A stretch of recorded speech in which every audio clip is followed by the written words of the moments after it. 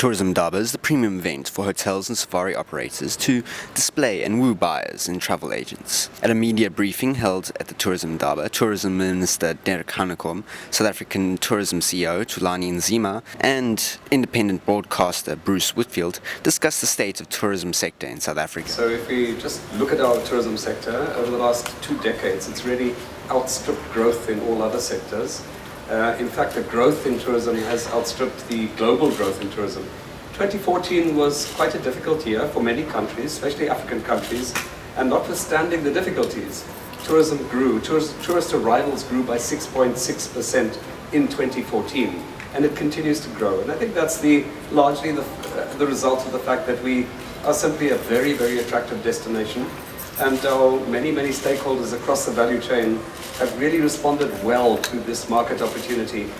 We have been very successful as a safari destination, and a lot of people know us as such.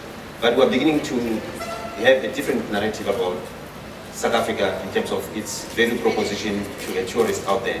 This country has got a lot to do with the heritage and culture, the beauty of its nature, as well as lifestyle, music, very, very important. We're not talking about a cheap destination, and we're talking about a destination that has a variety of tourist experiences suited for various budget requirements out there. The fact that at some stage the currency will be weaker than foreign currency is not what we're marketing, because that's a short-term gain. And the other one that's really important, and it's one that Thulani alluded to, is we're not bad on pricing, which is surprising. For those of us who travel internally in South Africa, we might find it quite steep, but that's until you travel elsewhere. So we're competitive in terms of the value proposition. We don't do so well on issues when it comes to safety and security. We're in the bottom third worldwide of tourism destinations.